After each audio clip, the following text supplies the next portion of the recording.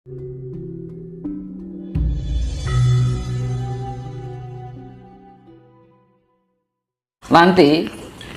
ketika ada gejolak alam besar itu banyak kemunculan logam-logam mulia dari dalam perut bumi. Jadi wong Jawa ki wong Nusantara ki sini Mas tok. Itu keluar dengan termasuk kerajaan-kerajaan yang hilang dari dulu entah kemana itu keluar.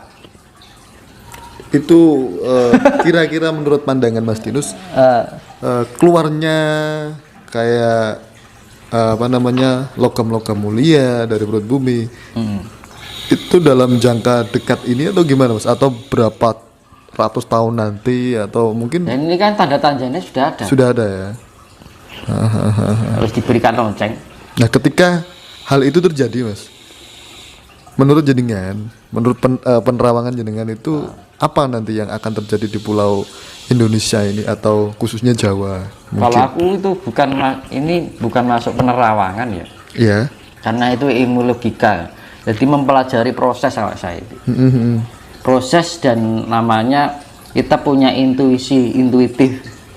Kita punya indera. Lah indera kita itu makanya kalau kita mengolah panca indera itu kita bisa untuk memahami itu. Nek wong Jawa ngarani ngerti sadurunge winarah. Kan gitu. Kata orang Jawa dulu, ya sempat dengar sih, sak dure winoro kalau Mbah Buyut saya dulu itu bilang. namanya gitu.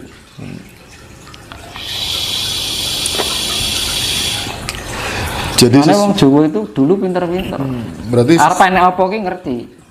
Itu kita diberikan panca indera itu kita bisa biar untuk merasakan yang sifatnya lembut. Menjadi peka ya. Peka, misalkan ada sesuatu itu kroso. Nek mau saiki ki apa?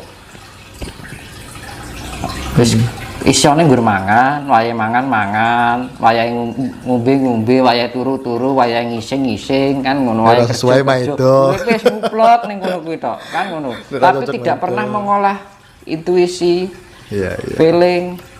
Nah, gitu. Sayangnya di situ karena ajaran-ajaran sekarang itu tidak mengarahkan ke situ. Hanya mengarahkan perbuatan baik. Mengarahkan pada doa. Tapi kasus nyatane enek mau dipelajari sing apik-apik tok akhir dadi semuci-suci, rumangsa resik, rumangsa apik, rumangsa bener. Bener. Ngalahke sing perbuatane elek. Wong sing nglakoni elek ki rong karuan elek, orang yang jelek itu belum tentu jelek kok. Itu bisa terjadi awal proses untuk menjadi baik. Karena di dalam serat Dharma Gandul itu mengajarkan sesuatu dari hal yang buruk untuk dipelajari, diproses, dianalisa menjadi sesuatu hal yang sifatnya baik. Asale gede saka cilik, asale padang saka peteng. Iya kan ngono. Nah, ini menarik Mas, berbicara tentang Dharma Gandul.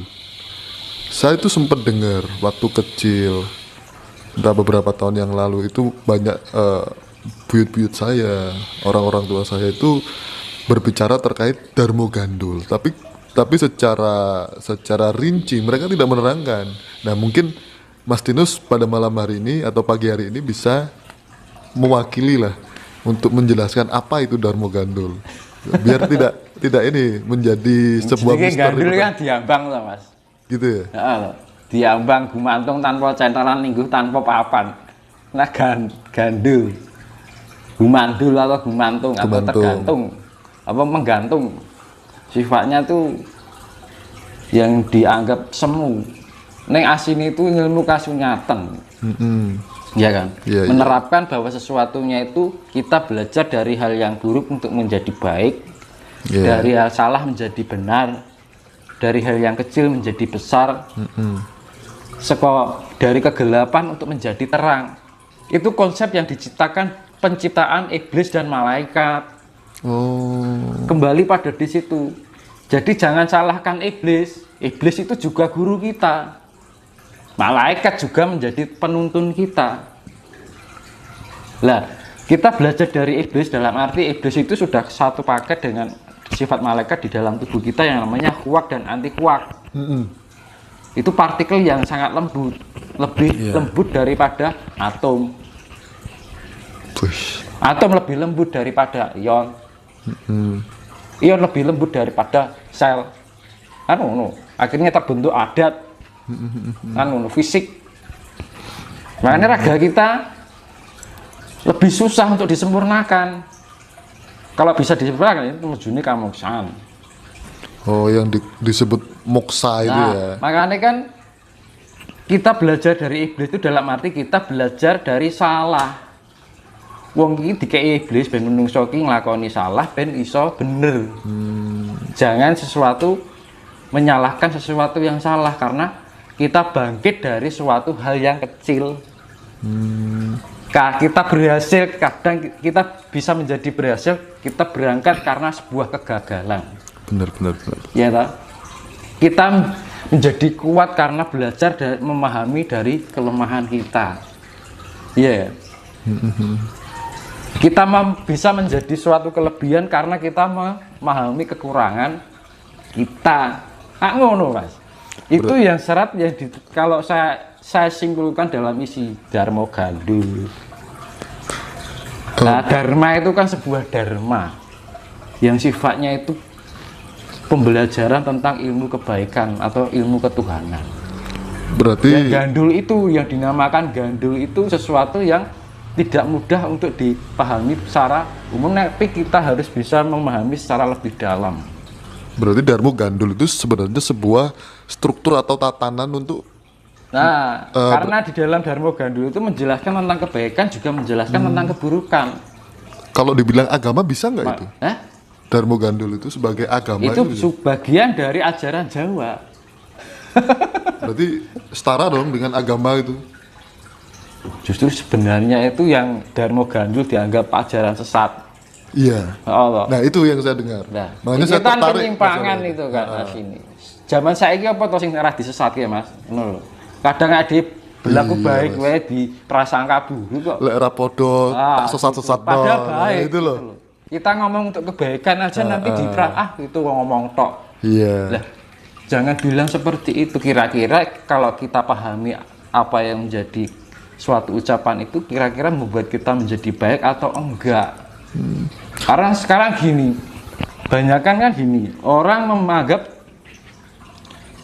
bukan tidak baik karena bukan dari ajarannya. Benar. Padahal apa yang diungkapkan itu juga untuk kebaikan. Nah, itu yang namanya terjadi fanatikisme.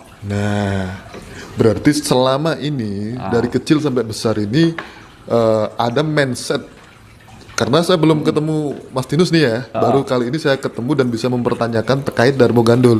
Nah, setahu saya dulu kan memang diarahkan bahwa Darmo Gandul itu sesat, tidak benar, menyembah. Karena itu tadi Darmo Gandul itu mempelajari sebuah kekurangan atau hal yang sifatnya buruk untuk dianalisa, diterapkan, dipahami untuk menjadikan sesuatu hal yang sifatnya baik. Dari hal yang tidak sempurna menjadi sempurna. Karena apa? Manusia itu kan bagaikan belatung. Gitu.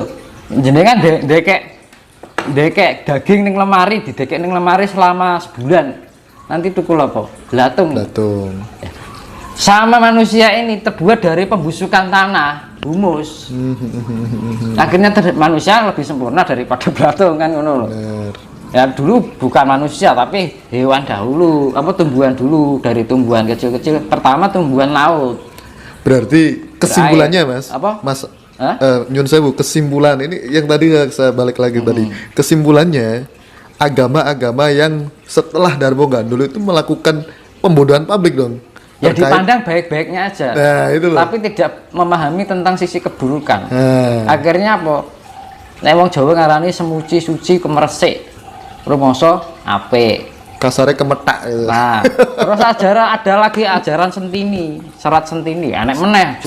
Sentini apa Centini? Centini, ya Sentini. Nah, ini juga menarik ini. Saya pernah dengar nih. Apa yang itu pemahaman tentang jati diri juga. Bisa dijelaskan? Yang lebih dalam. Centini ya? Nah, Serat Centini. Serat Centini. Itu ya ada yang ning luar negeri dibilang Kama Sutra, nek wong Jindu diarani Tantrayana, ada di situ. Itu pembelajaran tentang kesejatian diri, tentang sifat penciptaan, proses penciptaan manusia, pemahaman tentang sifatnya penciptaan untuk dipelihara, setelah dipelihara disempurnakan. Iya, iya, iya. Nah, apa nih wong ajaran saiki mempelajari tentang itu. Wong saiki ajarane sesuk iso golek mangan, iso golek duit, Ujungnya iso perut. memperbanyak anak bojo, perkara urusan nang masa bodoh kan ngono lho.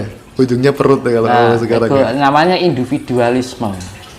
Itu budaya bukan dari sekarang, manusia sekarang sudah ternyamankan dengan budaya yang bukan dari Nusantara. Benar. Kan ngono. Akhirnya Itu hilang nyata. ya. Jadi Dampaknya apa? Andai saja orang Jawa dulu tidak percaya karo yang ibaratnya percaya karo yang sabdo palon. Ya lho. Ya. Yang aja ninggalke budayane wong Jawa. Mungkin saat ini tidak akan terjadi bencana di mana-mana. Ya. Karena apa? Tipisnya ekologi manusia, tidak ada kedekatan hubungan manusia dengan alam dan habitat yang lain. Akhirnya apa? Kerusakan alam loh. Iya.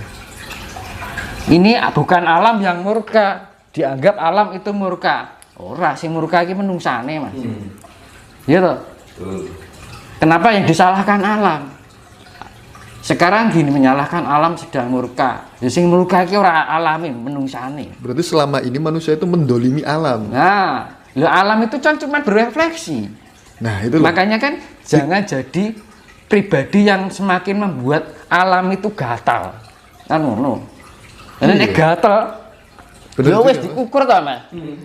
Ya toh. Jenengan misale jadi semut, ya Allah. Ya nek dadi semut ya ngrambat wae rasanya nyakot kan ngono.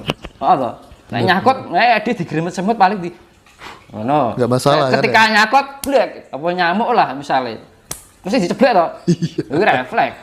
Ya alam juga bekerjanya seperti itu. Berarti hukum sebab akibat ini. Ah.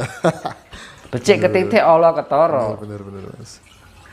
Nah, terkait alam, Mas.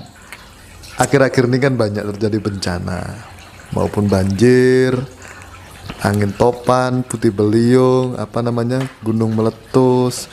Itu katanya ada orang yang mengatakan bahwa tidak lama lagi Sabdo Palon akan menagih janji kan gitu. Nah, yang dinamakan Itu sanepan, Mas. ya, Sabdo Palon itu apa? Apa seorang sosok manusia Itu atau memang identitas. Identitas, yang termanifestasi. Itu. Dan nanti ada penggambaran sifat yang termanifestasi yang bisa menuntun itu dalam wujud manusia.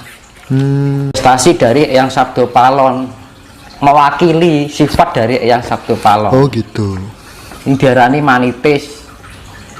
Pasti akan datang itu ya? Itu sudah tandanya sudah ada.